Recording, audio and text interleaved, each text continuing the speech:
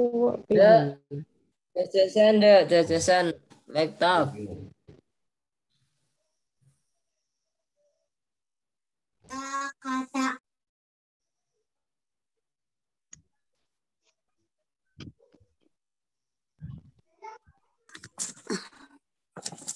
Bismillahirrahmanirrahim. Assalamualaikum warahmatullahi wabarakatuh. Waalaikumsalam warahmatullahi Waalaikumsalam warahmatullahi wabarakatuh. Waalaikumsalam warahmatullahi wabarakatuh. Alhamdulillahirabbil alamin wa bihi nasta'inu ala umuri dunya waddin. Wassalatu wassalamu ala asrofil anbiya'i wal mursalin wa ala alihi wa sahbihi ajmain. Rabbi surahli sordi wa yassirli amri wahlul 'uqdatam min lisani yafqahu qawli. Amma ba'du. Puji dan syukur marilah kita panjatkan kehadirat Allah Subhanahu wa taala. Alhamdulillah pada malam hari ini kita masih diberikan kesehatan untuk bertatap maya dalam pembekalan UPPPG. Sholawat serta salam selalu terlimpah curahkan kepada Habibana wa Nabiyana Muhammad Sallallahu Alaihi Wasallam. Baik Bapak Ibu yang kami hormati, Pak Ketua DPW Agpai Sumatera Barat yang kami hormati, untuk lebih mengefektifkan waktu, marilah kita buka acara malam ini dengan bacaan basmalah bersama-sama. Bismillahirrahmanirrahim. Selanjutnya akan acara diserahkan kepada Pak Rimelvi untuk membahas kisi-kisi UPPPG tahun 2022. Kepada Pak Rimelvi disilahkan. Baik, auzubillahi minasyaitonirrajim. Bismillahirrahmanirrahim. Assalamualaikum warahmatullahi wabarakatuh. Waalaikumsalam warahmatullahi wabarakatuh. Alhamdulillah wassalatu wassalamu ala Rasulillah sallallahu alaihi wasallam la nabiyya ba'dah amma ba'du. Allahumma shalli wa sallim ala sayyidina wa nabiyyina wa habibina Muhammad wa ala alihi wa ashabihi wa man tabi'ahu bi ihsanin ila yaumiddin. Subhanaka la ilma lana illa ma 'allamtana innaka antal alimul hakim. Hasbunallah wa ni'mal wakil, ni'mal maula wa ni'man nasir. Rabbi syrah li sadri wa yassir li amri wahlul 'uqdatam min lisani yafqahu qawli. Rabbana yassir alaina wa la tu'asir, Rabbana tammim bil khair, la haula wa la quwwata illa billahil aliyil azim. Bapak Ibu yang sangat kami hormati, para peserta tryout dan pembekalan UPPPG PAI tahun 2022. Pertama sekali puji syukur kehadirat Allah Subhanahu wa taala, selawat dan salam kepada Rasulullah sallallahu alaihi wasallam. Allahumma shalli ala sayyidina wa nabiyyina wa habibina Muhammad wa ala alihi wa ashabihi wa man tabi'ahu bi ihsanin ila yaumiddin. Bapak Ibu yang sangat kami hormati, untuk ujian pengetahuan PPG PAI bagi teman-teman yang saat ini sedang mengikuti PPG, perlu kami sampaikan kepada Bapak Ibu sekalian bahwa ujian pengetahuan itu menjadi salah satu penentu kelulusan. Nah, kalau umpamanya RPL, kemudian UKIN, dan sistem perkuliahan Bapak Ibu selama ini, nilainya ditentukan oleh dosen, nilainya ditentukan oleh pamong, dan lain sebagainya, termasuk ujian praktek. Tetapi Bapak Ibu sekalian, untuk ujian pengetahuan, itu secara nasional dikelola oleh pusat. Bapak Ibu akan mengikuti UP nanti, ujian pengetahuan serentak se-Indonesia, dan itu tersentral di pusat. Soal-soalnya dari pusat, kemudian lagi nilainya otomatis. Bila mana umpamanya nilai Bapak Ibu di aspek-aspek lainnya bagus, tetapi gagal Bapak Ibu di UP, maka gagallah semuanya. Oleh karena itu saya ingatkan Bapak Ibu sekalian, Saya di sini dan teman-teman fokus melatih Bapak Ibu untuk fokus menyiapkan diri di UP. 120 butir soal yang akan diujikan nanti, saya berharap Bapak Ibu sekalian wajib betul semuanya, ya kalau dapat tentu semuanya. Tetapi batas minimalnya itu adalah 84 butir. 84 butir soal itu wajib betul semuanya. Wajib betul. Itu passing grade-nya di 84 butir. Tetapi untuk cara aman kita Bapak Ibu sekalian di angka 100 butir. Jadi ada 120 butir soal, 120 kisi-kisi. Bapak Ibu setidaknya 100 butir soal bisa Bapak Ibu kuasai. Pengalaman Bapak Ibu sekalian, teman-teman yang latihan di tahun 2021 secara intensif, alhamdulillah baik itu melalui Telegram yang saya sedang share screen saat ini, baik maupun di grup WA, link-link tryout yang saya bagikan itu Bapak Ibu sekalian, saya tentu berpositif thinking saja bahwa intensivitas Bapak Ibu untuk tryout secara mandiri, disuruh atau tidak disuruh, diinstruksikan atau tidak diinstruksikan di grup, Bapak Ibu terus mengulang-ulang secara terus-menerus melakukan mengerjakan soal-soal tersebut. Nah, Bapak Ibu sekalian, gunanya kita mengerjakan soal-soal ini adalah tidak lain tidak bukan untuk melatih mental kita berhadapan dengan soal-soal dan menggiring kita menguasai materi-materi. Yang saya share ini Bapak Ibu sekalian merupakan contoh-contoh soal yang ada sekitar lebih 500 sebenarnya. Kalau kita totaliti semuanya soal yang terakhir itu mungkin Bapak Ibu sudah mengerjakannya, saya yakin sudah gitu ya.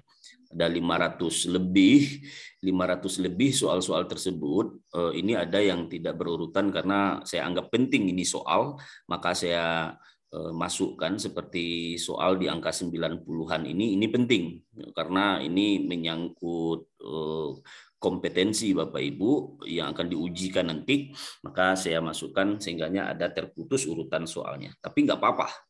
Yang penting Bapak Ibu terus mengerjakan soal-soal tersebut.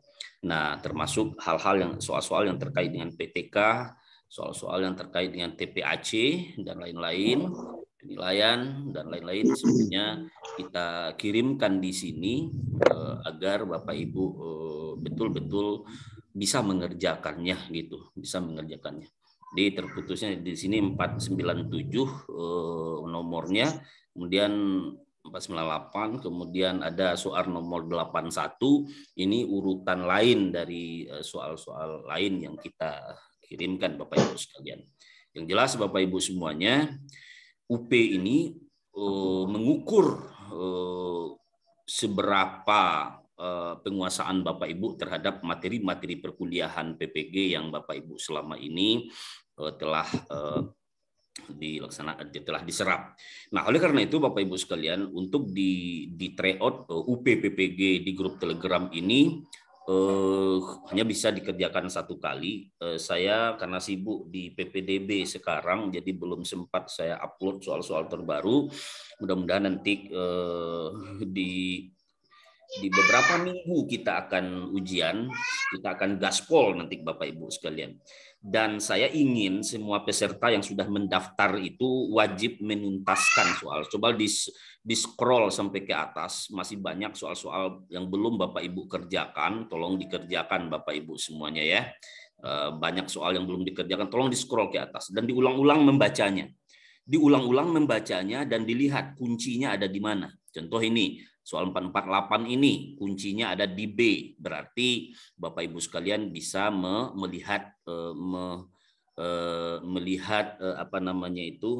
menggiring Bapak Ibu kuncinya ada di mana. Bapak Ibu, barangkali soal-soal yang akan keluar tidak seperti ini, tetapi setidaknya materinya, struktur konstruksinya kira-kira seperti ini, dan materi yang diujikan adalah pasti ini gitu. Nah, tetapi setidaknya Bapak Ibu sudah menguasai konsep-konsepnya. Itu dia Bapak Ibu sekalian. Kemudian Bapak Ibu yang sangat kami hormati, itu terkait di grup Telegram. Bagi teman-teman yang malam ini bergabung di ruang virtual kita, tetapi belum join di kelas intensif, masih ada waktu lebih kurang 1 bulan lagi, Bapak Ibu. Masih ada waktu lebih kurang, ya kuranglah 1 bulan lagi. Gabunglah, nggak akan rugi pasti. Nggak akan rugi Bapak Ibu pasti. Nah itu dia terkait dengan grup Telegram yang tadi kami share. Kemudian Bapak Ibu sekalian ada di grup WA, sebentar saya ingin lihatkan ke Bapak Ibu sekalian. Grup WA kita itu ada grup WA kita itu ada grup WA kita itu ada 4. Sebentar Bapak Ibu, kita mute all dulu ya. Jangan dimatikan. Oke. Nah, Bapak Ibu sekalian, di grup WA kita itu khusus untuk yang tryout UP PPG PAI tahun 2022, grup WA kita ada 1, 2, 3, 4.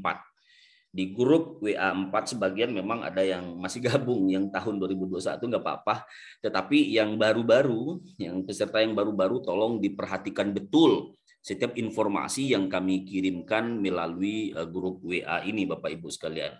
Nah, informasi-informasi itu banyak sekali. Nah, termasuk pembahasan-pembahasan soal melalui link YouTube, kemudian termasuk link-link tryout. Nah, link tryout yang ini, link tryout 3 dan 2 itu saya ingin sampaikan. Tryout 3 dan 2 itu persis seperti kisi-kisi yang Bapak Ibu terima itu. Nah, ada 120 butir soal itu persis seperti kisi-kisi.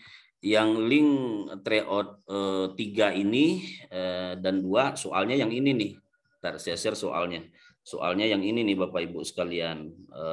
Sebentar. Yang mana ya? Yang ini nih.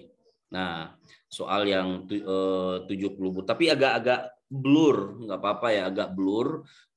Cuman setidaknya Bapak Ibu sekalian bisalah dibaca ya, walaupun blur tapi bisalah dibaca gitu ya.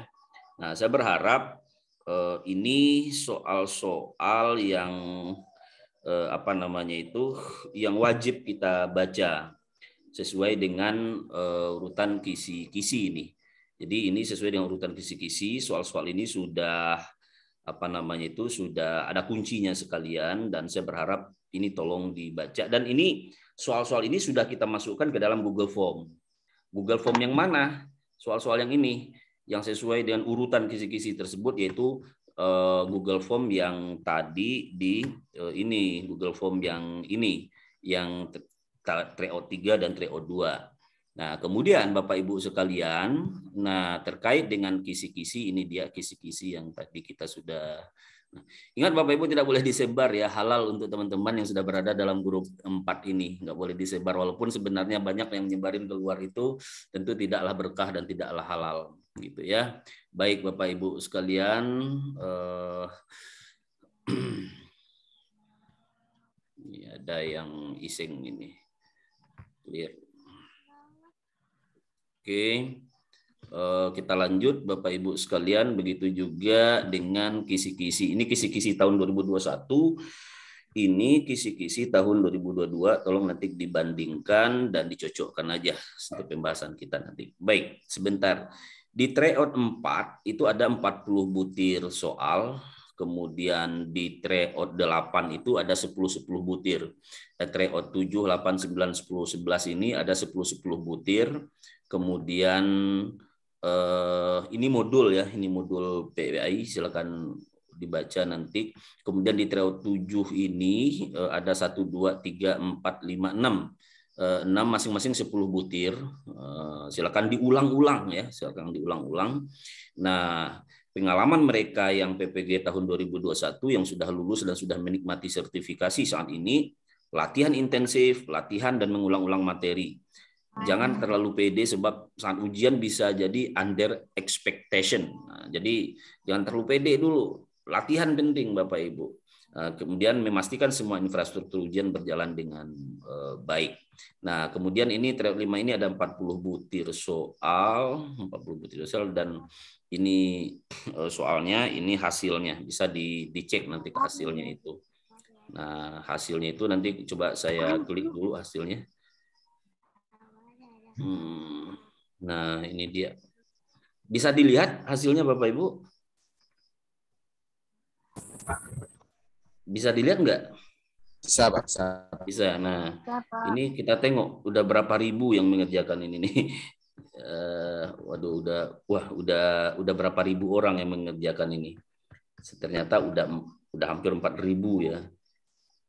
Nah, udah 4.062 orang nih yang mengerjakan ini. Saya bisa lacak orang-orangnya di sini, orangnya dari mana.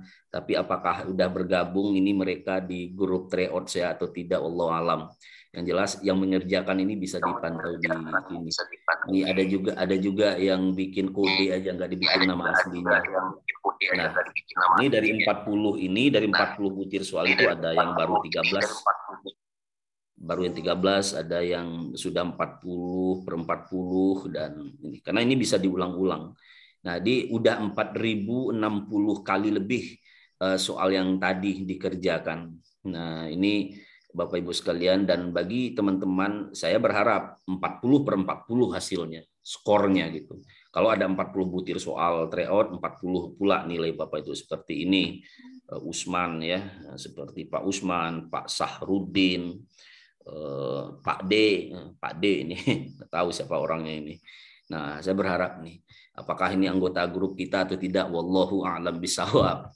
Nah, itu dia Bapak Ibu sekalian. Kemudian lagi saya ingin coba tengokin dulu bentar Bapak Ibu sekalian, yang ini nih, yang ini itu yang di tryout 5 ya, yang di tryout 5 yang tadi. Bentar. Kita liatin dulu yang di tryout berikutnya itu ada di link ini. Nah, ini. Nah, file-file soal itu. Halo Bapak Ibu, dengerin. Itu. Tolong dengerin, oi. Di mute dulu.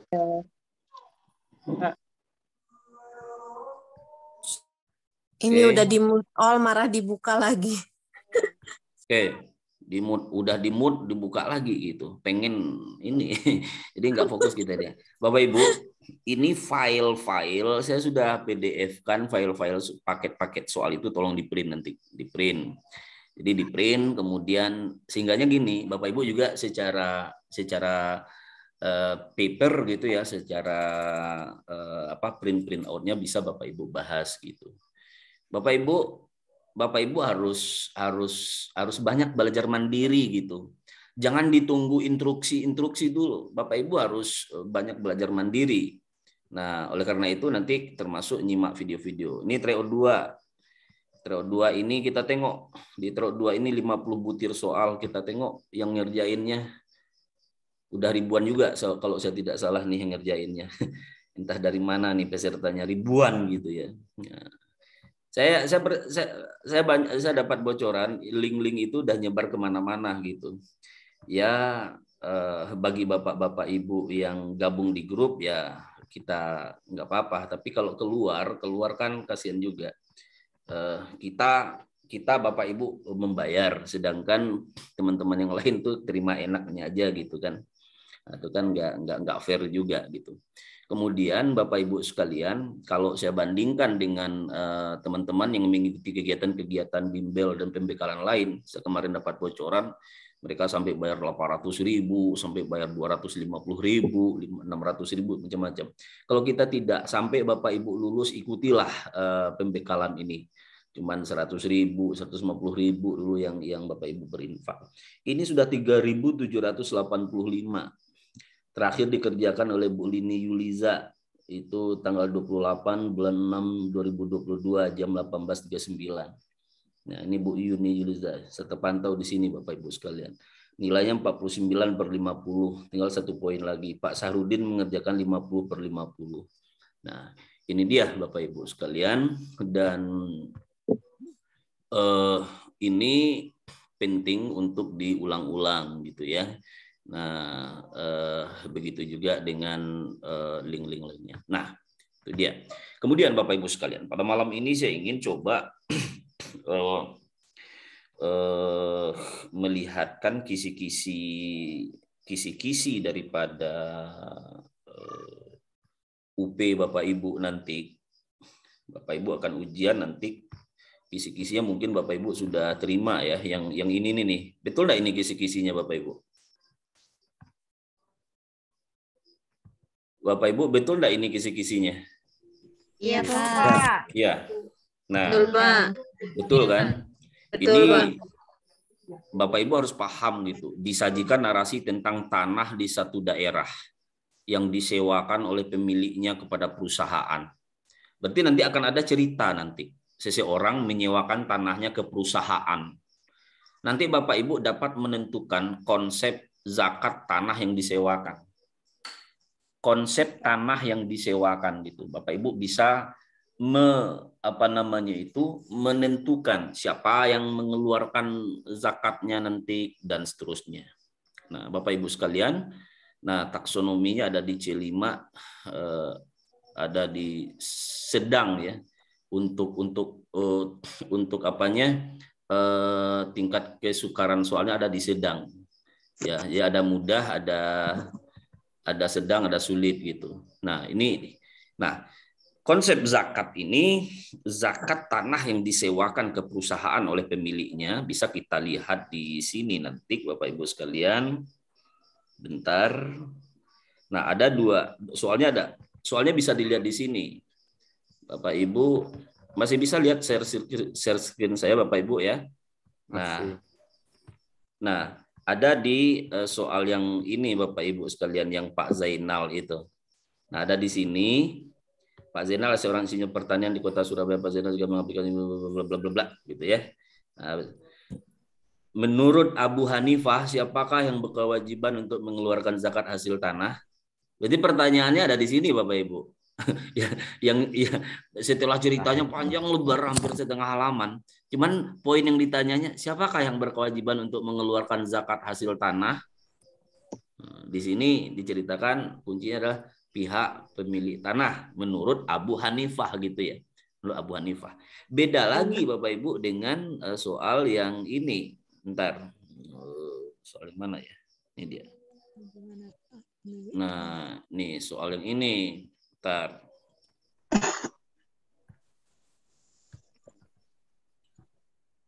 Nah, ini dia. Nah, Bapak Ibu sekalian, di sini diceritakan menurut jumhur ulama. Kalau tadi menurut Abu Hanifah, sekarang menurut jumhur ulama. Ini sama kan konsep itunya, konsep kisi-kisinya masih sama kan Bapak Ibu? Nah, ini dia konsep kisi-kisinya tanah yang disewakan. Nah, menurut jumhur ulama yang diperkuat oleh firman Allah Subhanahu wa taala surah Al-An'am ayat 141, jika tanah itu disewakan kepada orang lain, siapa yang wajib mengeluarkan zakat hasil tanah yang disewakan? Jawabannya adalah si penyewa. Itu dia. Nah, di sini ada 4 butir soal kalau saya tidak salah. Nah, kemudian lagi Bapak Ibu sekalian, dengan berkenaan dengan tanah yang disewakan, kedua-duanya baik si pemilik tanah maupun si penyewa sama-sama wajib mengeluarkan zakat. Ini menurut pendapat Abu Zahra. Jadi kita dudukkan konsep yang mengeluarkan zakat tanah yang disewakan. Kemudian jika tanah disewakan kepada orang lain, yang membayar sewa adalah yang mempunyai tanah dengan alasan tanah itu hasil yang diperoleh, tanpa tanah tak akan dapat dihasilkan apa-apa. Jadi pendapat ini menurut ulama Abu Hanifah. Nah, ini yang tadi menurut Abu Hanifah. Kemudian yang keempat, Bapak Ibu sekalian, berikut ini tokoh ulama yang berpendapat bahwa penyewa tanahlah yang wajib membayar zakat kecuali. Nah, jadi ulama berpendapat bahwa penyewa ialah yang membayar zakat tanah yang disewakan. Muhammad Saltut, Imam Malik, Imam Syafi'i, Imam Ats-Tsauri, dan Imam Ibnu Mubarak. Jumhur ulama ini mengatakan bahwa penyewa yang membayarkan zakat. Di sini ada kata-kata kecuali. Nah, di sini ada kata-kata kecuali. Ingat, jangan Bapak Ibu nanti terjebak dengan kata-kata kecuali. Nah, kecuali Abu Hanifah. Abu Hanifah mengatakan tadi yang mengeluarkan zakat tanah sewaan itu adalah pemilik. Nah, kelar ya Bapak Ibu terkait dengan tanah yang disewakan itu. Zakat tanah yang disewakan. Kita masuk yang kedua, yaitu tentang penghasilan seseorang bekerja di sebuah perusahaan. Konsep zakat profesi. Konsep zakat profesi. Nah, ini dia. Ini dia di soal tryout kita sudah dimunculkan soal ini. Ini Bapak Ibu harus menguasai juga konsepnya ini. Arti kata begini, Pak Ahmad adalah seorang karyawan BUMN, setiap bulan mendapat gaji 8 juta. Dari gaji tersebut Pak Ahmad mengeluarkan keperluan pokok rumah tangga 1 juta, membayar sekolah 2 anak 1 juta, membayar cicilan rumah 550.000 dan membayar listrik 100.000. Jika harta ini dapat dianalogikan pada zakat pertanian berdasarkan nisab sebesar 653 kg gabah kering giling setara dengan 522 kg beras. Dengan waktu pengeluaran zakat, haulnya setiap kali menerima penghasilan, setiap kali menerima gaji. Sementara harga beras per kilogramnya 8.500. Berapakah Pak Ahmad harus membayar zakatnya? Maka rumusnya adalah ini, Bapak Ibu sekalian, di sini ada dijelaskan rumusnya begini. Nah, yang pertama menentukan nisab dulu. Dalam hal ini 8.500 dikali 522. 8.500 ini dikali 522. Nah, sama dengan 4.437.000. Artinya dia wajib membayar zakat profesi karena penghasilan dia adalah 8 juta gitu ya. Nah, Bapak Ibu sekalian, penghasilannya kan 8 juta. Penghasilannya kan 8 juta. Dalam hal ini nisabnya kalau 4.437.000. Nah, kemudian Bapak Ibu sekalian, 650.000 sama dengan 5 juta. Nggak kelihatan, Pak. Di atas Soalnya nisab, tidak kelihatan. tapi ada kata di atas nisab gitu. Jadi di atas nisab 4 Maaf, Pak. juta. Saya screen. Melvi. Soalnya tidak nampak, Pak, tidak kelihatan. Oh, sorry. Tidak kelihatan, Pak, dari Oh, pertama. oke. Saya ini tadi saya beralih. Nah, ini dia. Yang ini maksudnya. Udah kelihatan ya? Oh iya, Pak. Nah, ini dia. Pak ya. Sorry. Tadi saya langsung pindah itu. Nah, jadi gini. Jadi soal yang Pak Ahmad karyawan BUMN itu tadi, ini soalnya kita yang soal nomor 5 itu. Nah, jadi cara mencarinya itu tentukan nisab dulu dari soal ini. Dalam hal ini nisabnya 8.500 kali 522 kilogram itu 4.437.000. Nah, artinya dia wajib membayar zakat profesi karena penghasilan dia adalah 8 juta. Udah melebihi nisab gitu ya, sampai nisab gitu. Nah, kemudian 650.000 sama dengan 5.350.000 di atas nisab. Jadi 5.350 ini udah di atas nisab gitu Bapak Ibu. Maka Pak Ahmad membayar zakat profesinya adalah 2,5%.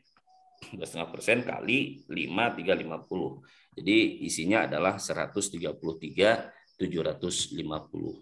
Jadi jawabannya adalah C. Nah, Bapak Ibu sekalian, itu terkait dengan konsep zakat ini, zakat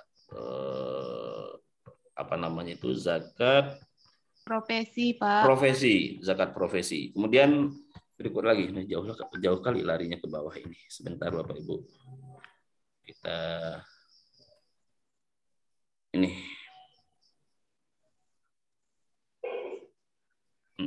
Ini dia. Ini katakanlah kita kebetulan di contoh soal belum terisi gitu ya. Abdul Baki seorang karyawan swasta berdomisili di Bogor, mempunyai seorang istri dan 2 orang anak. Masih kecil, penghasilan bersih per bulannya 5 juta. Jika nisab 522 kg beras harganya 7.000, relatif juga gitu ya. Berapakah zakat yang dikeluarkan Abdul Baki? Nah, opsinya mungkin bisa beda-beda. Yang jelas di sini langsung di kuncinya aja ditaruh di sini, yaitu 125.000. Gimana cara mencarinya?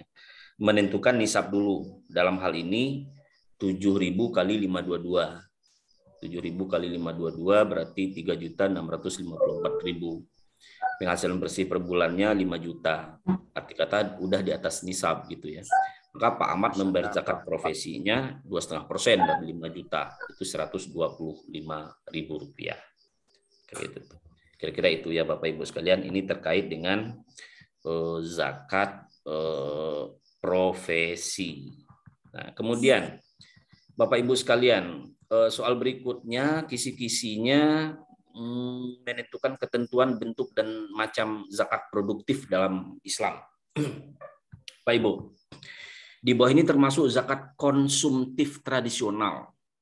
Jadi kalau kan macam-macam tuh zakat itu, ada konsumtif produktif, ada konsumtif tradisional, macam-macam. Nah, yang termasuk di sini zakat konsumtif tradisional: A, zakat fitrah; B, beasiswa; C, pemberian ternak dan alat pertukangan; D, modal usaha. Di sini yang termasuk zakat konsumtif tradisional itu adalah zakat fitrah. Zakat fitrah itu zakat konsumtif tradisional, Bapak Ibu sekalian ya. Siapakah pihak yang paling berperan dalam zakat produktif? Nah, siapakah pihak yang paling berperan dalam zakat produktif? A, kreativitas mustahik untuk menjadikan zakat sebagai modal yang terus dikembangkan. Mustahik ini orang yang berhak menerima zakat. Kemudian muzaki selaku yang memberi modal. C, masyarakat di lingkungan mustahik. D, jawaban A, B, dan C benar. Yang benar di sini adalah yang paling berperan di dalam zakat produktif itu untuk mengembangkan supaya zakatnya itu berkembang. Ya, dikasih 1 juta, dia bisa mengembangkan sebagai modal usahanya, bisa jadi 1.200.000, bisa 1.500.000, bisa berkembang, makin lama makin berkembang sampai dia tidak lagi menerima zakat, tetapi justru dia yang berzakat. Maka di sini penting kreativitas mustahik. Itu dia. A, keberadaan zakat bagi penerimanya yang berpotensi untuk membangun dan meningkatkan perekonomian, kecuali. Di sini ada kata-kata kecuali, Bapak Ibu sekalian ya. Ada kata-kata kecuali. Ingat, di setiap soal itu ada jebakan-jebakan Batman-nya nanti, Bapak Ibu. Ada kata-kata kecuali, ada kata-kata tidak benar, ada kata-kata yang bukan. Maka nanti jangan lupa itu. Keberadaan zakat bagi penerimanya yang berpotensi untuk membangun dan meningkatkan perekonomian, kecuali A, konsumtif tradisional; B, konsumtif kreatif; C, produktif tradisional; D, produktif kreatif. Ya, kecuali keberadaan zakat berpotensi untuk membangun, meningkatkan perekonomian, kecuali konsumtif tradisional. Kalau konsumtif tradisional itu hanya untuk dikonsumsi saja. Itu hanya untuk dikonsumsi saja, tidak untuk dikembangkan, untuk memenuhi kebutuhan pangan aja, untuk makan, untuk konsumsi. Di bawah ini termasuk zakat konsumtif kreatif. Nah, konsumtif kreatif itu Bapak Ibu sekalian bisa dilihat di sini. Di soal ini ada A, zakat fitrah; B, beasiswa; C, pemberian ternak dan alat pertukangan; D, modal usaha. Konsumtif kreatif itu beasiswa. Dia dikonsumsi untuk oleh seorang siswa, dan dengan dia dikonsumsinya untuk biaya kuliahnya, biaya sekolahnya, dia bisa hidup dan bisa berkembang dia untuk mengembangkan keilmuannya. Dia bisa bersekolah, dia bisa kuliah gitu ya, dengan beasiswa, dengan zakat yang diberikan sebagai beasiswa. Gitu ya Bapak Ibu ya. Nah, itu disebut beasiswa itu termasuk konsumtif kreatif. Kata kuncinya, beasiswa itu termasuk konsumtif kreatif. Itu kira-kira. Kemudian di bawah ini termasuk zakat produktif tradisional. Produktif tradisional itu A, zakat fitrah; B, beasiswa; C, pemberian ternak dan alat pertukangan; D, modal usaha. Nah, produktif tradisional itu dia akan bisa berproduksi. Zakat yang diberikan itu bisa berproduksi, tetapi secara tradisional, itu pemberian ternak dan alat pertukangan gitu ya, atau pembelian gerobak miso gitu kan. Nah itu pemberian alat pertukangan, pemberian ternak untuk bisa dikembangkan. Sedangkan modal usaha itu nanti itu apa namanya, produktif kreatif, produktif apa namanya nanti itu, lupa saya. Ini dia yang di bawah ternyata. Produktif kreatif, dia termasuk produktif kreatif. Soal nomor 12. Yang termasuk zakat produktif kreatif itu adalah modal usaha. zakat fitrah, beasiswa, pemberian ternak dan alat pertanian. Di sini maksud adalah modal usaha untuk produktif kreatif. Kemudian Bapak Ibu sekalian, kita lanjutkan lagi. Pak, sebentar, Pak. Alasan adanya zakat produktif. Waduh, sebentar Bapak Ibu. Alasan adanya zakat produktif dengan memberikan zakat kepada mereka untuk bisa dijadikan sebagai modal usaha adalah di bawah ini. Jelas saja nomornya nih Pak. Hah? Udah nomor 13 Pak. Alasan adanya zakat produktif dengan memberikan zakat kepada mereka untuk bisa dijadikan sebagai modal usaha adalah di bawah ini. Fuqara dan masakin memiliki keahlian yang dapat dikembangkan apabila memiliki modal. Banyak fuqara dan masakin yang ingin usaha tapi mereka tak memiliki modal. Dapat meningkatkan status ekonomi dan sekaligus mengembangkan keahlian yang mereka miliki. Alasan-alasan ini semuanya benar. A, B, dan C benar gitu ya. Jadi alasan kenapa zakat produktif itu diberikan kepada para mustahik. Nah, kemudian kita lanjut dulu pembahasan kita Bapak Ibu sekalian. Waduh, sebentar saya perkecil dulu. Nah ini lari-lari page-nya. Lari-lari dia, sorry Bapak Ibu sekalian. Lari itu itu Pak ya.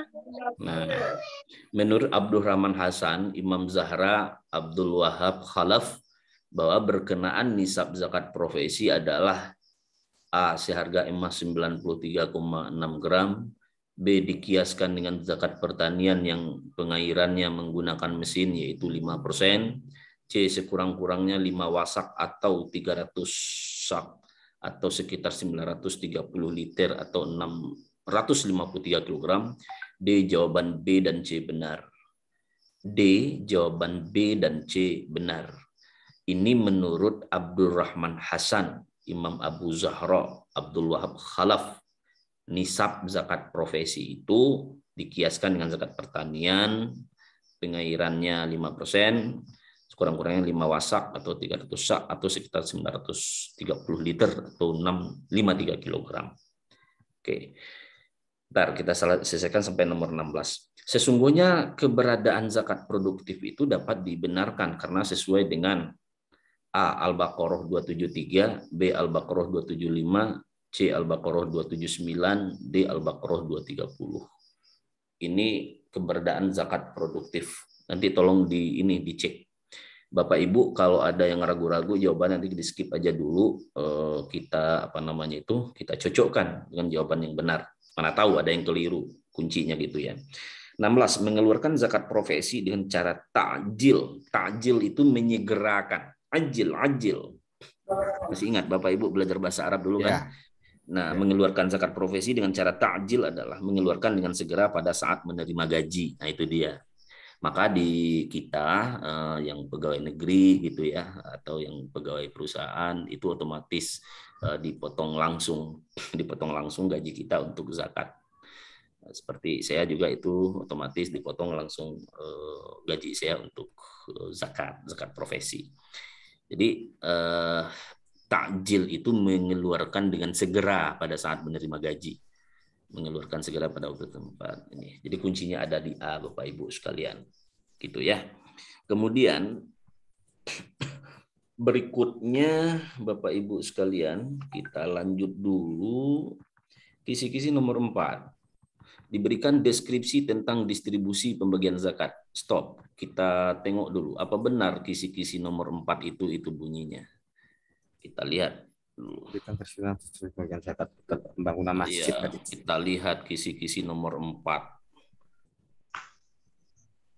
Diberikan deskripsi. Bentar. Ternyata benar Bapak Ibu. Benar Bapak Ibu. Itu ternyata bunyi kisi-kisinya. Betul Pak, betul. Diberikan deskripsi tentang distribusi pembagian zakat untuk pembangunan masjid. Di satu daerah mahasiswa dapat menentukan konsep pembagian zakatnya. Ini dia kan kisi-kisinya. Coba kita tengok soalnya. Bentar. Mana dia? Ini dia. Nah iya benar. distribusi pembagian zakat untuk pembangunan masjid di satu daerah, termasuk kelompok mana zakat untuk pembangunan masjid yang sesuai Quran surah At-Taubah yang 60 itu. Agharib ibnu sabil fisabilillah de mu'allaf. Di sini kuncinya fisabilillah gitu ya. Membantu agama Allah. Tokoh-tokoh yang membolehkan zakat untuk masjid adalah sebagai berikut, kecuali Abdurrahman Hasan. Pak Kiai Abdurrahman Hasan tidak membolehkan berzakat ke masjid gitu. Zakat ke masjid ini juga masih perdebatan panjang juga ini Bapak Ibu sekalian ya. Nah, kemudian zakat untuk masjid Pak, bukan ke masjid. Iya, zakat untuk pembangunan masjid maksudnya ya. Iya.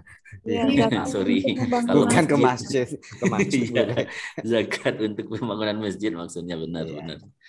Oke. Kemudian menurut Mahmud Saltut, penyaluran zakat untuk masjid, untuk pembangunan masjid adalah ini di D kuncinya, masjid baru yang dibangun karena masjid yang berdekatan sudah tidak mampu lagi untuk menampung jamaah. Itu alasan menurut Mahmud Saltut, Bapak Ibu sekalian. Oke, kita ntar ini harus saya perkecil dulu ininya. Ntar Bapak Ibu. Nah, baru kelihatan dia. Oke. Soalnya mirip dengan Telegram tanggal 9. Emang soal yang di Telegram ini kan emang dari sini di itu Bu. Telegram tanggal 9 Juni. Nah, emang dari sini soal-soal yang di Telegram itu Bapak Ibu. Nah, kalau tidak begitu Bapak Ibu tidak mengerjakannya gitu. Jadi oleh karena itu Bapak Ibu nanti cocokkan kuncinya dengan soal yang di Telegram. Itu soal-soal ini tahu nggak Bapak Ibu ada berapa butir? Ada sekitar 600-an kalau saya tidak salah. Karena di satu kisi-kisi ada 1, 2, 3, 4. Belum sih ya? Udah dibagiin belum ya? Yang di file maksudnya bukan di Telegramnya, di file WA gitu loh Pak. Kayaknya belum. Udah dibagikan di file di WA belum? Yang WA kayaknya belum deh. Belum. Kalau sesuai namanya itu kayaknya belum deh Pak. Nanti soal yang ini. Tenang aja, aku bagikan nanti. Ini deh. Oke, Pak Rimer. bagikan nanti. Insya Allah nanti kita bagikan Bapak Ibu sekalian. Tenang di aja. Di WA ya Pak. Iya anje Bu. What kendak you I let nih. Yang penting you lulus. Amin. Videonya dikirim ya Pak ya. Oke. Ya, kemudian lagi ini lanjut kisi dulu, nomor 5 coba kita cocokkan. Disajikan deskripsi konseptual tentang nikah dalam Islam menurut pandangan para ulama fikih.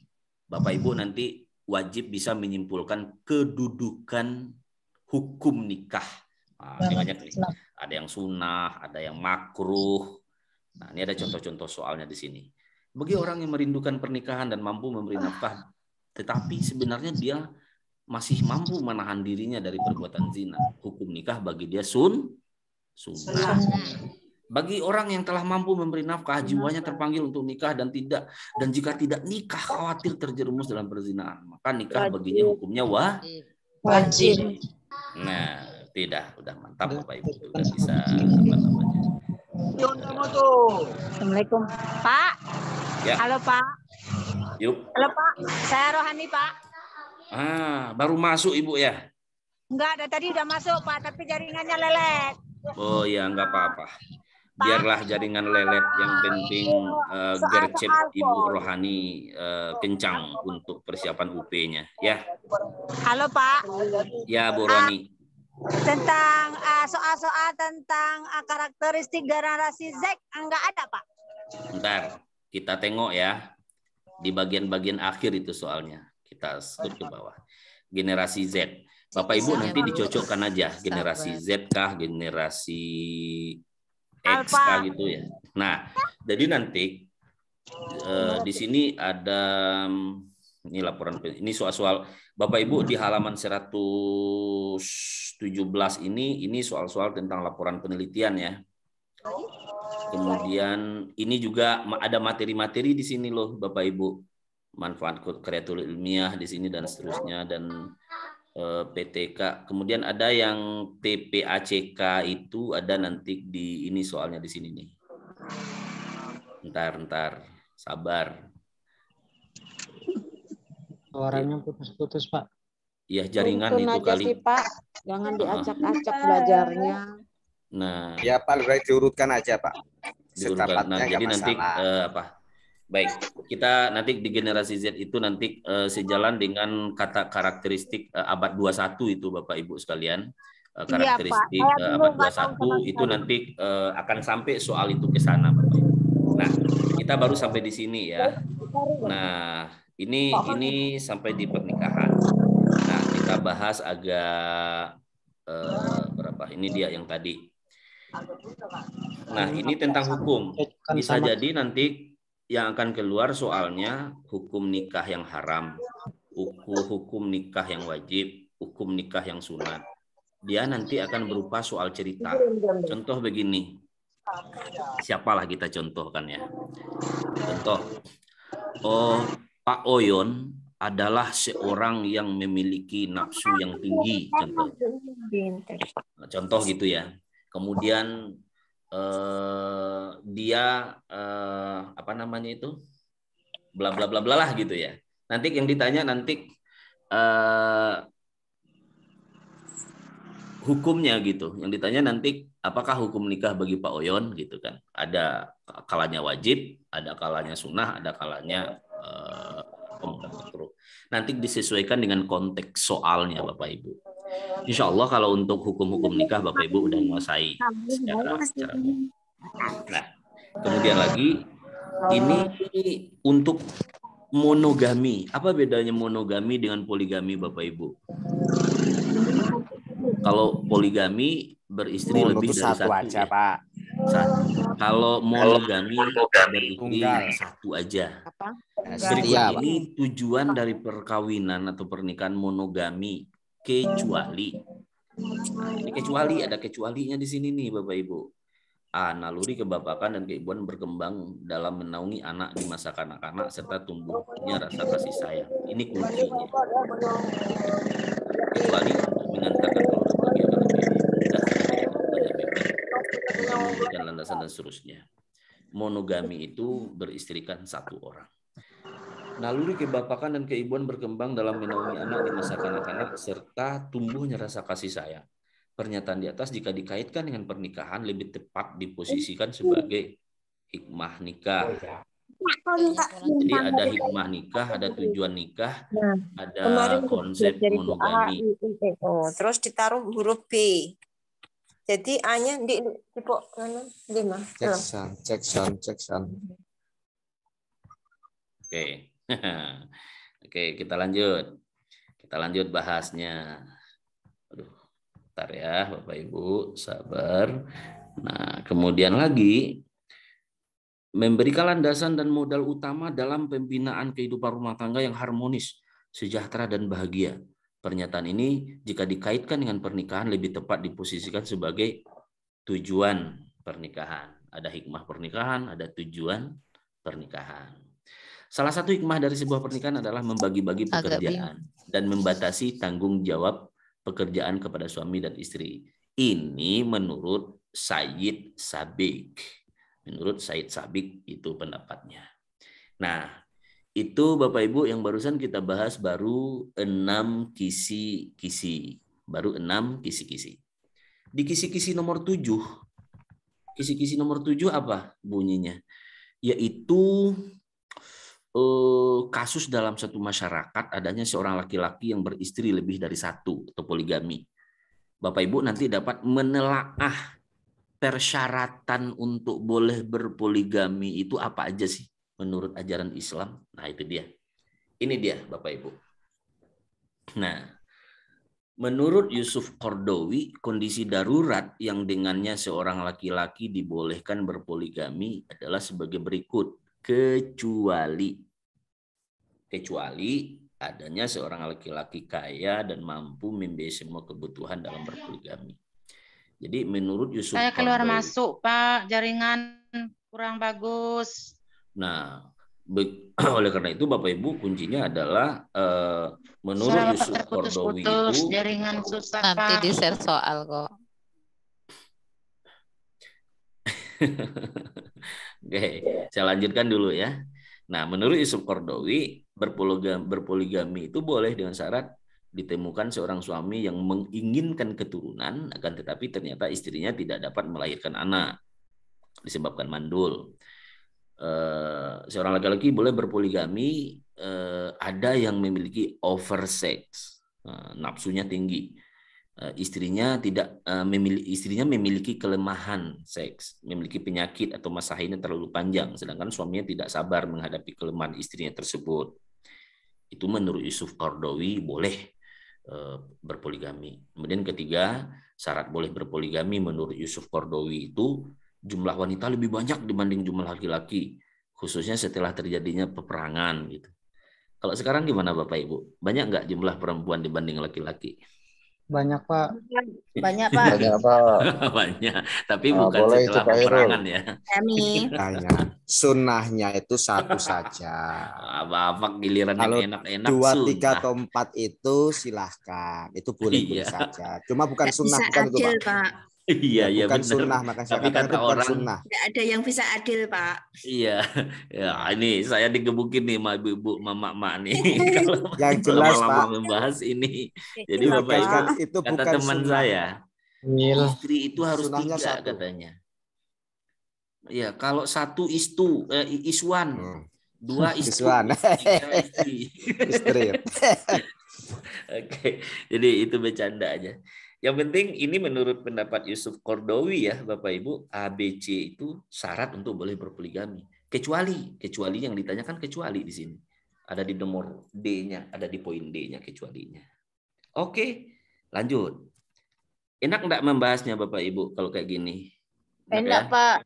Nanti, Enak, Pak. jadi jelas kisi-kisinya jelas soalnya. Tahu nggak Bapak Ibu? Ini adalah soal pretest teman-teman kita kemarin nih Bapak Ibu. Yang tahun 2001 kemarin, Bu. Kemarin ini Pak soalnya. Pretest tahun 2022 ini kisi-kisinya, tahu nggak Bapak Ibu? Yang iya, bikin kisi-kisinya teman-teman nih. itu lulus. Ada semuanya. 5.000 orang yang ikut pretest kemarin yang kita latih itu alhamdulillah lulus semuanya. Amin, amin, amin. Jadi, Nanti dimasuk dalam WA lagi, Pak. Boleh kami baca-baca terus. boleh lah. Dan dilengkapi dengan soal-soal lain, nggak cuma ini doang. Mau di-print. Karena konstruksi dan tekstur soal itu macam-macam Bapak Ibu, diaduknya gitu ya. Jadi Bapak Ibu nanti harus benar-benar nalarnya harus benar-benar jalan nanti supaya bisa memahami soal, tekstur soal, konstruksi soal dan jawabannya. Di kisi-kisi nomor 8 itu nanti ini kasus daerah terkait adanya nikah mut'ah, kawin kontrak. Contoh, ada di satu daerah itu kan ada terjadi nikah mut'ah, kawin kontrak dilakukan oleh laki-laki dan perempuan setempat. Bapak Ibu nanti bisa menyimpulkan hukum nikah mut'ah dalam ajaran Islam. Kalau hukumnya kan haram ya Bapak Ibu ya. Itu udah diputuskan haram. Nah, alasan-alasan diperbolehkannya nikah mut'ah di zaman Nabi. Itu di zaman Nabi dulu. Kemudian pada akhirnya itu diharamkan. Nah, ini alasan-alasan di zaman Nabi merupakan keringanan hukum rukhsah untuk memberikan jalan keluar dari problematika yang dihadapi oleh kedua kelompok orang yang imannya kuat dan imannya yang lemah. Kan zaman-zaman di awal Islam itu kan banyak kebiasaan-kebiasaan yang harus dirubah oleh masyarakat pada waktu itu. Dia sebagai langkah perjalanan hukum Islam menuju ditetapnya kehidupan rumah tangga yang sempurna untuk mewujudkan semua tujuan pernikahan. Kebiasaan jahiliyah itu dulu kan ngeri-ngeri sedap kita Bapak Ibu sekalian ya. Mabuk mau main perempuan itu adalah sebuah kulturnya waktu itu. Maka secara bertahap hukum itu ditetapkan Bapak Ibu. Kemudian nikah mut'ah termasuk kelonggaran hukum Islam karena adanya nilai positif di dalamnya. Ini kan kecuali yang ditanya nih. Nggak ada positif di dalam hukum di dalam nikah mut'ah Bapak Ibu. Ya. Kumpul kebo itu. Kumpul kebo. Iya. Kan maaf kata nikah mut'ah itu kan sama dengan zina, itu dikontrak orang 1 malam gitu, dibayar gitu. Iya kan? Dikontrak orang 1 bulan gitu. Ada tugas dia di Indonesia 1 bulan. Terus kawin, menikah, kemudian dengan perjanjian kalau habis 1 bulan dia cerai lagi dan pulang kampung lagi dia. Jadi sama aja, itu kawin kontrak namanya. Dia tetap menikah, ada ijab kabulnya juga, tapi dia dibatasi waktu gitu. Yang itu hanya Syiah yang membolehkan, Pak. Ya Syiah ya gitu. Itu kayak Syiah membolehkan. Haram hukumnya. Iya. Umat ketika itu berada pada masa transisi dari dunia jahiliyah ke dunia Islam. Nah, A, B, dan D ini alasan-alasan dulu kenapa nikah mut'ah itu dibolehkan. Kalau sekarang nggak boleh. Gitu. Sekarang nggak boleh. Halo Pak, Rimelvi Pak, halo Pak. Halo Bandung, ya. Izin Pak mau bertanya ini sebelumnya, mohon maaf sebelumnya ya Pak ya. Oh, ada sesi tanya jawab. Dimaafin. Nanti tanya jawabnya. Ada apa, Bu? Iya, semalam kan kebetulan saya ikut yang pretest tahun 2022, Pak. Iya. Jadi soal kami persis seperti ini, Pak. Yang mau saya tanyakan, apakah nanti di PPG-nya pun ada kisi-kisi seperti ini atau persis seperti ini lagi ujiannya, Pak? Bapak Ibu, yang jelas tekstur dan konstruksi soal itu pasti beda, tapi materinya pasti ini, itu dia. Itu yang harus dipegang ya Bapak Ibu ya. Tekstur dan konstruksi soalnya pasti beda, tetapi materinya tetap ini, substansinya pasti ini yang ditanya, gitu. Oke? Sama-sama Honda, ada Vario, ada itu, ada Beat, ada Revo itu. Ya, dia tetap Honda. Sama-sama. Ada Yamaha. Honda gitu. Kalau Yamaha beda lagi tuh. Ada. Oke, kita lanjut. Pernyataan berikut ini adalah alasan yang dikemukakan oleh jumhur ulama tentang penetapan hukum mut'ah adalah haram kecuali bagian dari hak suami untuk memperlakukan istrinya, ya kecuali ini yang nggak benar. Kecuali itu jawaban yang tidak benar. Kebolehan nikah mut'ah itu sudah dihapus hukumnya, menimbulkan mudarat bagi kehidupan keluarga, terjadi perlakuan diskriminatif terhadap wanita. Wanita itu kan pengen dimengerti, Bapak Ibu. Iya, meski nggak tahu mengerti karena apa. Tapi Bapak jangan berharap Bapak akan dimengerti oleh sepenuhnya oleh wanita. Gitu. Kita yang harus kita paham, kembali Bapak, ke Yang Maha Kuasa. Bapak-bapak ya. Jadi karena seperti nyanyiannya si Ari Lasso ya. Karena wanita ingin dimengerti gitu ya. Ya, jadi jawaban di sini yang soal nomor 29 ini, kecuali nikah mut'ah itu bukannya hak suami gitu. Suami boleh berpoligami, tetapi dengan syarat-syarat yang harus terpenuhi gitu. Oke, Bapak Ibu sekalian, pesan saya nanti bagi bapak-bapak, kalau udah terima sertifikasi nanti, biasanya nih laki-laki kalau udah punya duit banyak, kadang-kadang pikiran, kadang-kadang melalang buana gitu ya. Nah, begitu juga ibu-ibu kadang-kadang kalau udah punya duit banyak, gaji gede, terima 10 juta per bulan, ya kadang-kadang si bapak. Nah, jadi nanti Bapak Ibu kita syukuri nanti sertifikasinya, kita bangun keluarga yang semena-mena, mentang-mentang. Ya, keluarga yang harmonis lah untuk membesarkan anak-anak. Di kalangan sahabat, orang yang secara tegas mengharamkan nikah mut'ah adalah Umar bin Khattab. Nikah mut'ah merupakan nikah yang diperbolehkan pada zaman Nabi dengan banyak pertimbangan. Namun setelah itu dilarang karena bertentangan dengan syariat. Itu dikarenakan adanya ta'qid. Ta'qid itu artinya pembatasan waktu. Oke, next kita lanjut. 10 kisi-kisi aja malam ini ya. Nanti Bapak Ibu wajib. Jadi kita pembekalannya nanti setelah membahas 10 kisi-kisi, Bapak Ibu wajib ngerjain soal lagi, ulang lagi nanti dipantau di grup. Bagi yang belum join, rugi nanti kalau nggak join ya. Join lah. supaya intensif latihannya. Kisi-kisi nomor 9 disajikan data dan informasi tentang industri perbankan. Wis, ini industri perbankan nih Bapak Ibu sekalian. Mahasiswa Bapak Ibu nanti bisa menyimpulkan bedanya bank konvensional dengan bank syariah. Ini pembahasannya nih Bapak Ibu. Halo. Halo. Nah, materinya ada di sini nih. Baca dulu materinya ini, ada fungsi dan kegiatan bank, prinsip dasar, risiko usaha, struktur pengawas, kemudian baru nanti ada soal. Nah, ada soal ini dia. Lembaga keuangan yang berfungsi utamanya untuk menghimpun dana yang kemudian disalurkan kepada orang atau lembaga yang membutuhkan guna investasi, penanaman modal dan usaha-usaha yang produktif secara sistem bunga, itu adalah A. Bank konvensional, B. Bank non-Islam, C. Bank muamalat. Jawabannya adalah D. Jawaban A dan B benar. Kalau pakai sistem bunga itu bank konvensional dan bank non-Islam gitu. Kalau bank muamalat itu bank Islam. Tengok soal nomor 33. Termasuk bank Islam di sini adalah bank muamalat. Ya. Bank muamalat contohnya. Nah, suatu lembaga yang berfungsi utamanya menghimpun dana untuk disalurkan kepada orang atau lembaga yang membutuhkan dengan sistem tanpa bunga. Nah, kalau yang tanpa bunga, tapi sistemnya mudharabah, muqabarah, atau bagi hasil, itu bank Islam. Bank Islam ya, bukan bank umum, bukan bank konvensional, bukan bank pemerintah. Salah satu pola yang diusung oleh bank syariah adalah bank yang menyediakan barang ataupun aset yang diinginkan konsumen dengan imbalan yang telah disepakati. Pola ini disebut dengan murabahah. Murabahah. Bapak Ibu harus nanti dengan istilah-istilah murabahah, mudharabah gitu ya Bapak Ibu.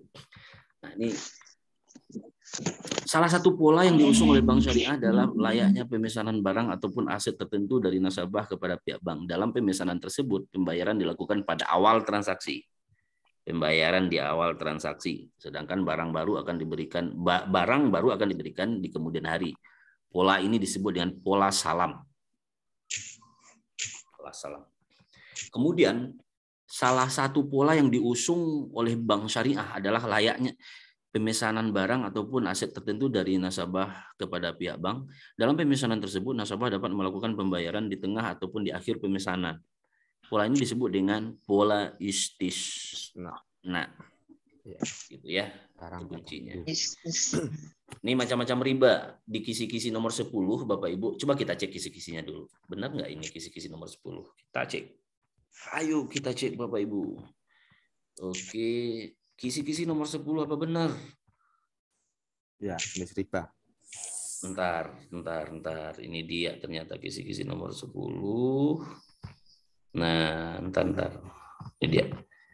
Disajikan deskripsi kasus peminjaman uang yang terjadi satu masa masuk dapat menajis riba, ketentuan hukumnya dan iya, yes, benar. Di kisi-kisi nomor 10 itu tentang riba. Tentang riba. Ayo kita cek contoh soalnya. Bapak Ibu, kita cek contoh soalnya. Ini dia contoh soalnya Bapak Ibu sekalian.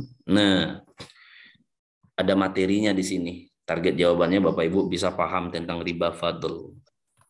Kemudian Bapak Ibu juga paham tentang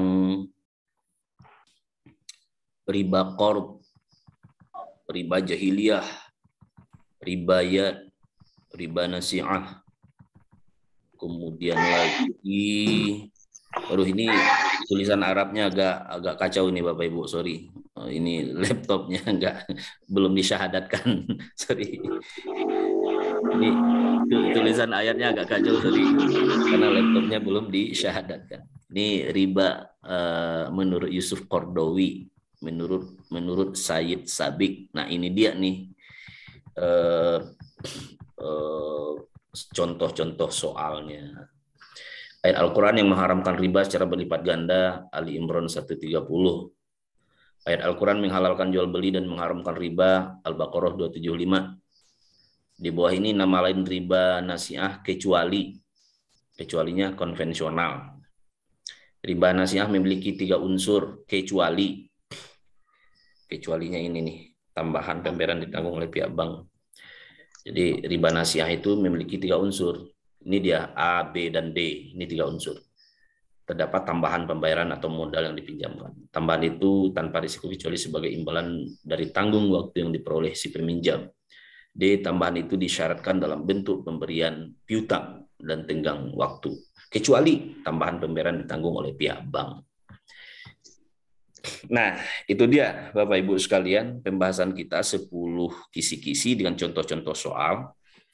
Bapak Ibu kita akan intens belajar Bapak Ibu sekalian sampai nanti di jadwal tesnya. 10 kisi-kisi itu wajib Bapak Ibu kuasai malam ini. Kita belajar itu harus bertarget. Nah, jadi sehingga terkait dengan 10 kisi-kisi itu secara konseptual Bapak Ibu udah bisa menguasainya. Nah, mohon dipantau nanti grup itu kita, mohon dipantau nanti grup WA kita Bapak Ibu sekalian, dan juga mohon nanti dipantau grup Telegram kita untuk mengerjakan soal-soal itu. Nah, nanti saya ingin lihatkan di grup Telegram itu ada di sini dia. Bagi teman-teman yang sudah mendaftar, sudah registrasi, pasti sudah join di grup ini. Scroll ke atas. Ada ratusan soal-soal yang tadi. Soal-soal yang tadi itu sudah kita masukkan di sini loh, Bapak Ibu. Tolong dikerjakan. Begitu juga kita belum sampai nih membahas soal yang ini. Soal yang apa namanya itu, yang satu lagi yang di link tryout kita itu. Nah, nanti di grup WA kita Bapak Ibu, ini dia ada grup 1, 2, 3, 4. Tolong Bapak Ibu nanti pantau ini ya, di sini nih link-link tryout yang ada di sini nih. Ya. Tolong dipantau dan dikerjakan. Saya tidak bisa mengawasi Bapak Ibu harus itu, tapi Bapak Ibu harus latihan mandiri. Ya Bapak Ibu please, kalau kita ingin lulus harus latihan mandiri. Nah, kalau untuk untuk Zoom ini adalah sifatnya penguatan-penguatan, motivasi-motivasi dan pembahasan-pembahasan. Bapak Ibu sekalian yang sangat kami muliakan, di jadwal kita maksudnya di jadwal di jadwal UP-nya di sini kalau saya tidak salah, insya Allah tidak akan berubah jadwalnya di tanggal berapa tuh? Tanggal 29 ya? 29 Juli. 29 Bapak. Nah, tanggal 29. Jadi nanti Bapak Ibu di tanggal 29 dia nih. Nah, ini nih. 9. Nah, tanggal 29 Juli itu untuk angkatan 1 yang sudah selesai perkuliahannya. Nanti teman-teman yang di angkatan 2, di batch 2 itu 12-13 November. Bapak Ibu, saya ini jujur dari lubuk hati yang paling dalam, please mohon jangan ada satupun yang retaker. Nah, informasi untuk teman-teman yang retaker, jadwal UP-nya berbarengan dengan ini nih Bapak Ibu. Bapak Ibu yang retaker tahun 2021 yang belum lulus, nanti Bapak Ibu UP-nya di 28 sampai 29 Juli nanti. Ya Bapak Ibu ingat itu. Pengalaman Bapak Ibu yang retaker, tolong dijadikan pelajaran betul untuk lebih siap lagi.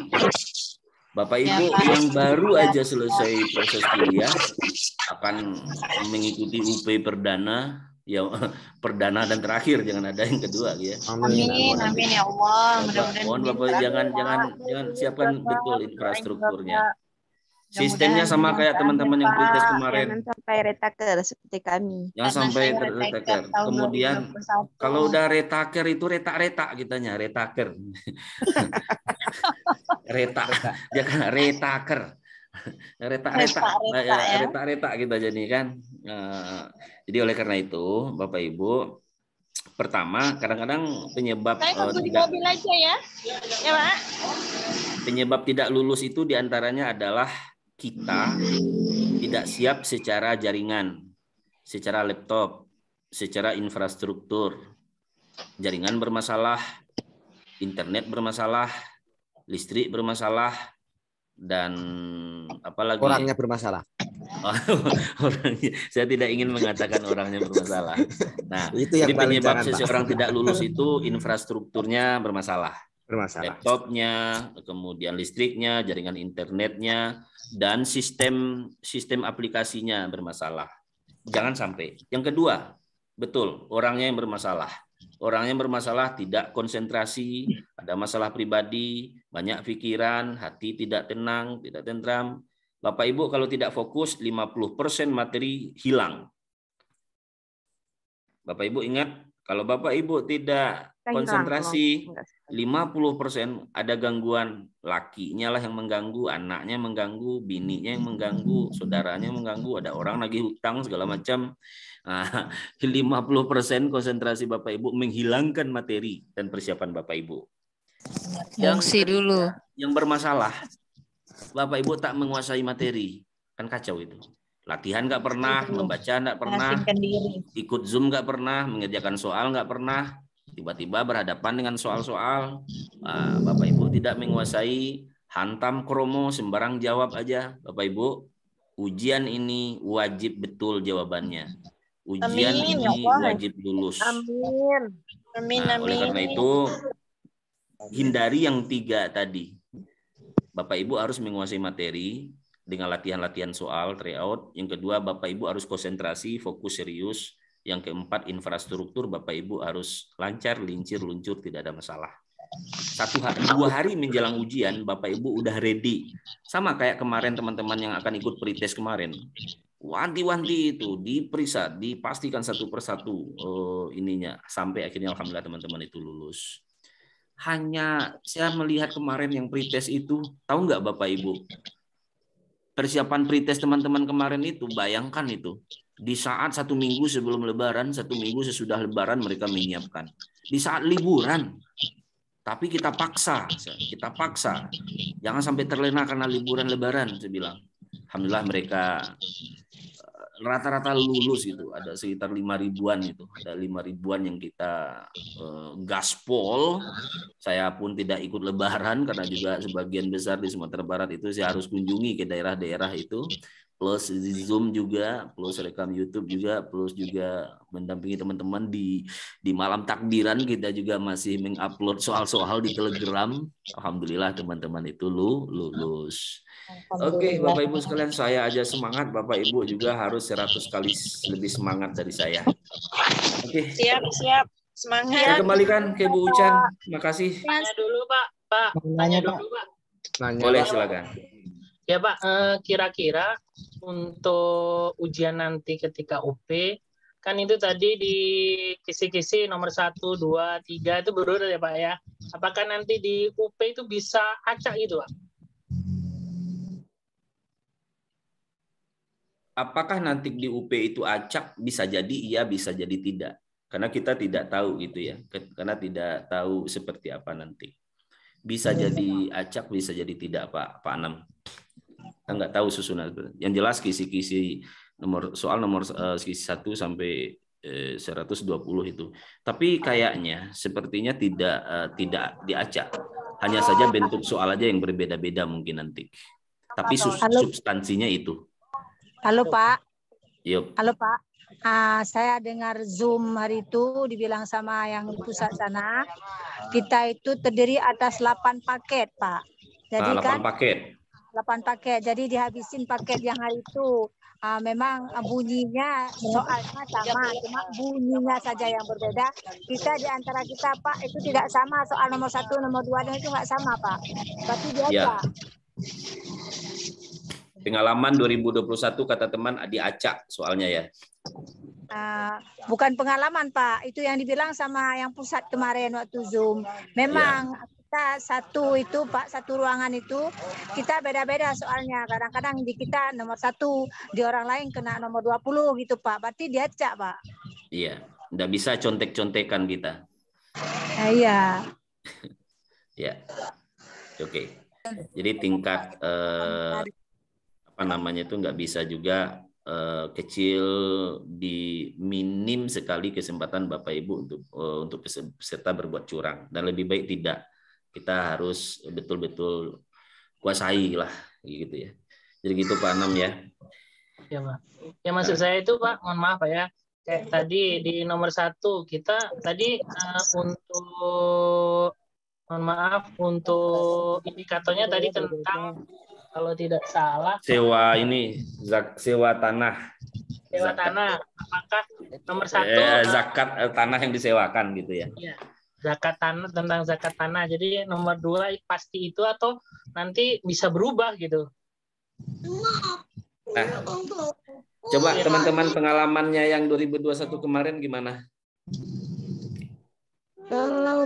Kalau memang kisi-kisinya begitu, biasanya urutan nomornya ya berdasarkan kisi-kisi, walaupun dibagi menjadi berapa berapa kelompok. Paketnya berbeda ya.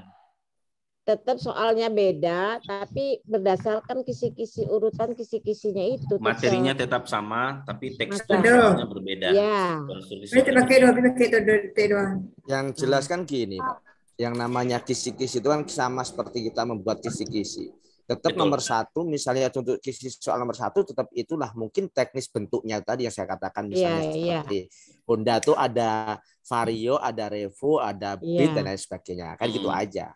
Tetap kisi tetap gak akan berubah Pak itu, Pak. Iya. Pak Kalau emang Khairul ini dapat kisi Revo sudah valid. gitu ya. Pak Anam Iya. dapat Brio gitu. Kira-kira gitu ya. Oke. Maka saya Yang jelas Bapak ini, Ibu. Pak Rimelpi, maaf. Ya. Saya kan mengikuti Zoom terus, kayaknya enak yang pembahasan seperti itu. Jadi kemudian di bawahnya itu kita bahas soal-soal berdasarkan kisi-kisi. Kayaknya lebih masuk loh Pak. Iya, lebih masuk. Enak ya Bu ya. Iya. Enak memahaminya. Terkoneksi dia langsung antara kisi-kisi dan soal terkoneksi langsung. Insya Allah kita akan intens lagi membahas ini di pertemuan-pertemuan berikutnya. Dengan catatan Bapak Ibu harus fokus dan serius. Rekaman malam ini kita akan share nanti di channel YouTube kita nanti Bapak Ibu supaya tidak ketinggalan Bapak Ibu nanti ya. Halo Pak. Pak. Ya. Caranya ke Pak, saya belum dapat sertifikat Pak. Oh, yang belum dapat sertifikat Borani aman lah itu. Saya kasih nanti Borani, sorry. Nanti kirimkan datanya nanti karena Borani tertinggal kemarin itu ya. Jadi untuk ngisi ya. Saya Pak sekarang di SD 2 negeri Pak. Bukan lagi di SMP Pak. Baik, berarti datanya harus dibetulkan lagi. Itu kira-kira Bapak Ibu sekalian terkait Oh ya, saya izin saya menyampaikan informasi di luar pembahasan ini Bapak Ibu sekalian. Izin saya menyampaikan informasi bahwa nanti Bapak Ibu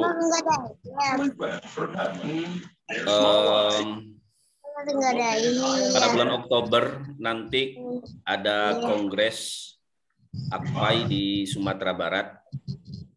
Kongres AKPAI itu nanti Bapak Ibu sekalian akan dilaksanakan di Kota Padang. Di Kota Padang, Sumatera Barat, dan Insya Allah nanti Bapak Ibu mohon kehadiran nanti akan hadir nanti Pak Wapres, Menteri Pendidikan dan Menteri Menteri Agama, dan juga ada sekitar 20.000 guru PAI se-Indonesia akan hadir nanti menghadiri kongres AKPAI nanti. Ini kebetulan tadi saya ngecek tempat nanti kita di Padang di UPI Convention Center nanti insya Allah Bapak Ibu. Mudah-mudahan Bapak Ibu nanti bisa hadir, nabung dari sekarang ya Bapak Ibu. Mudah-mudahan lulus UP-nya nanti. Dan di bulan Oktober tanggal 30 September sudah di Padang. Kemudian di 1 Oktober kita bareng-bareng di Kota Padang. Nanti bareng-bareng kita sekitar 15-20 ribu orang nanti akan hadir di Kota Padang nanti. Kapan lagi ke Padang gitu ya. Ini kita nanti di UPI Convention Hall nanti Bapak Ibu sekalian. Dipajuin lagi ya udah ya waktunya ya? Waktunya dimajukan di 1 Oktober nanti. Di 1 Oktober nanti karena tempat yang representatif itu disesuaikan dengan Hari Kesaktian Pancasila, kemudian dikondisikan dengan waktunya Pak Wapres dan Menteri Agama. Di tanggal 8 itu Pak Wapres dan Menteri Agama berada di Bali. Jadi kita majukan. Kalau dimundurkan tidak mungkin lagi karena berbentrok dengan MTQ Korpri tingkat nasional di Padang. Jadi insya Allah nanti Bapak Ibu kami sambut Bapak Ibu di di tempat yang sangat megah, yang glamor seperti tadi. Mudah-mudahan ada rezeki Bapak Ibu bisa datang ke Padang nanti ya. Bareng-bareng kita Amin, amin. Kalau lulus Pak, retakernya pasti datang. Ya, jangan ditunggu lulus lah, insya Allah ada rezeki itu. Amin, amin, amin. Kuncinya yakin dulu lah, Bismillah. Ya. Insya Allah saya yakin Bapak Ibu, feeling saya Bapak Ibu yang ikut di pembekalan dan tryout, insya Allah lulus. Energi positif itu saya usahakan keluarkan ke Bapak Ibu, tolong Bapak Ibu terima. Amin, amin, Jadi, amin. yang penting ini dari malam ini ke depan saya akan intens. Mungkin saja satu malam berikutnya kita akan Zoom lagi nih Bapak Ibu. Iya Pak, kalau bisa sering-sering Zoom Pak. Iya Pak. Bahas soal, jadi lebih cepat nangkapnya gitu kan. Ya Bu Nelly, kami Zoom Bu Nelly raun-raun di jalan, gimana ini? Beli makanan Pak. Oke, baik. Baik Bapak Ibu, itu aja dulu ya. Nanti saya kirimkan itunya.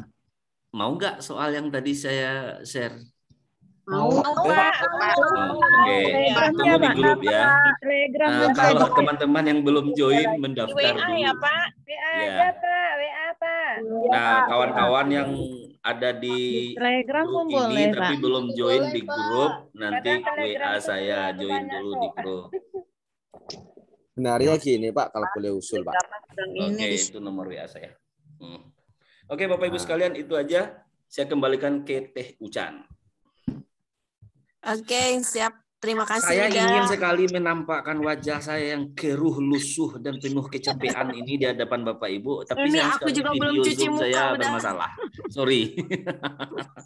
Kurang pede. Bukan kurang pede. Ini udah saya aktifin videonya tapi nggak muncul-muncul. Makanya saya tutup terus itu kurang pede. Oke, saya Driver kembalikan ke Teh kameranya Ucan. itu, Pak. Makasih Teh Ucan. Silakan. Baik. Terima kasih udah luar biasa sekali Bapak Ibu. Alhamdulillah pembekalan malam hari ini dan tidak ada yang ditanyakan lagi Bapak Ibu, sudah tadi ya langsung. Saya udah capek soalnya. Ada sedikit Bu, sedikit. Ya, kenapa Pak? Kalau bisa di Zoom ini selalu dikasih soal yang untuk dikerjakan. Oh siap, seperti biasa ya. Iya, umpamanya kayak dulu udah. ya 10 soal kah, 40 soal kah gitu. Oke, siap. Jangan banyak-banyak habis waktunya. Langsung dikoreksi 50 kan. butir soal itu kalau ada 2 menit satu soal berarti udah 100 menit itu mah. 10 soal. Baik, Jangan nanti mungkin banyak-banyak barangkali soalnya, link-link Pak. yang 10 butir soal itu mungkin nanti bisa kita coba. Jadi kita bisa ini kerjakan progresnya. Ya, baik. Itu nomor WA sudah saya share Bapak Ibu. Cukup ya Bapak Ibu. Mohon maaf. Cukup Teh. Nomor WA Pak Rimelvi itu sudah ada di chat room. Silakan Bapak Ibu yang belum bergabung dengan grup UPPPG, Pretest P3K ya. Pretest P3K, tryout P3K, Pretest PPG sudah selesai dan kemarin udah aku ketemu dengan teman-teman yang di Tasik yang udah lulus Pretest. Mereka minta juga untuk persiapan katanya gimana. Tenang Bu, ini masih lama. Yang batch 2 juga belum gitu. Harapan kita ini teman-teman yang udah lulus pretest itu segera dipanggil PPG. Itu bergantung kepada pembiayaan sebenarnya. Biaya bantuan dari Pemda, biaya dari pemerintah pusat, dan biaya dari LPDP. Harapannya sih Pemda-Pemda membantu biaya PPG teman-teman. Itu harapannya Bapak Ibu sekalian. Dan itu sudah banyak Pemda yang turut serta turun membantu. Oleh karena itu teman-teman yang udah lulus pretest itu harus sabar menunggu pemanggilan untuk PPG. Kalau yang ada di dalam virtual kita ini rata-rata teman-teman yang sudah selesai, yang sedang PPG ini, ya. Dan retaker. Dan retaker. Mudah-mudahan dipermudah ya tahun ini Bapak Ibu dan mudah-mudahan lulus semuanya, insya Allah. Amin. Amin. Bapak Ibu, Bapak Ibu, Bapak Ibu. Ya Pak. Duit sertifikasi itu luar biasa enak dan berkah loh. Ya Pak. Ya. Lagi duit P3K. Bapak Ibu wajib lulus. Ular. Jadi nanti Bapak Ibu, kalau Bapak Ibu tidak lulus, saya kecewa banget, saya kecewa berat gitu. Saya aja umur 34 tahun sudah lulus sertifikasi. Bapak Ibu wajib lulus ya. Izin saya paksa Bapak Ibu untuk latihan terus. Oke, saya kembalikan ke Teh Ucan, makasih. Oke. Cukup ya Bapak Ibu untuk malam ini. Kebetulan saya lagi persiapan buat perpisahan di sekolah lama, udah besok dari pagi ini. Ya, sip. Sama belum bersih-bersih juga, baru datang Isa gitu ya. Terima kasih sekali lagi Bapak Ibu. Mudah-mudahan kita bertemu lagi di pembekalan selanjutnya. Mohon maaf apabila ada kesalahan kata. Wallahu muwaffiq ila aqwamit thoriq. Wassalamualaikum warahmatullahi wabarakatuh. Assalamualaikum warahmatullahi wabarakatuh. Kita akan ketemu lagi di hari Jumat. Ya. Lalu